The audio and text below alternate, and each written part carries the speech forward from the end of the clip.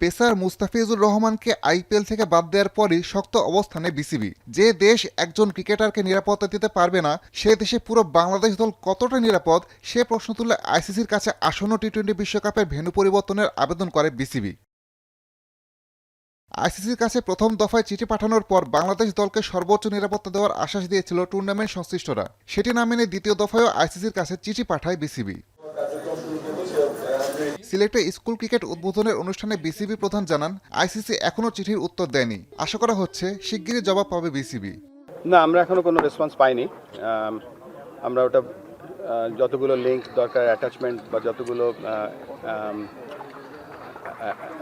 Information দেওয়ার সব আমরা দিয়ে দিয়েছি। তো আমরা ওয়েট করছি আইসিসি আমাদেরকে কি জানায়। আজকে কালকে তো দুবাই বন্ধ, তো হয়তো সোম মঙ্গলবারের দিকে হয়তো।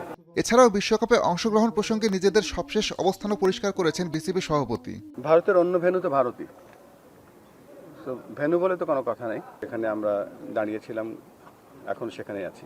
এদিকে বিশ্বকাপে অংশ নেওয়ার প্রসঙ্গে তামিম ইকবালের করা মন্তব্যের বিপরীতে তাকে ভারতের দালাল আখ্যা দিয়ে সামাজিক মাধ্যমে পোস্ট দিয়েছিলেন এক বিসিবি পরিচালক। এ প্রসঙ্গে কথা বলেন বুলবুল। একজন বাংলাদেশ জাতীয় দলের অধিনায়ককে আমরা যেভাবে দেখেছি, যেভাবে পারফরমেন্স করেছে, তাকে শুধু তাকে না, এই ব্যাপারটা হয়তো আমাদের লেখার আগে একটু চিন্তা করা উচিত ছিল। মাঠের ভেতরের চেয়ে বাইরের নানা ঘটনা নিয়ে বেশি ব্যস্ত দেশের ক্রিকেট। শেষ পর্যন্ত সরকারের সাথে আলোচনা করে চূড়ান্ত সিদ্ধান্ত নেবে বিসিবি, এমনটাই জানিয়েছেন বোর্ড সভাপতি। School cricket tournament Asaduzzaman Liton, এখন। নামছে এমসি কলেজ।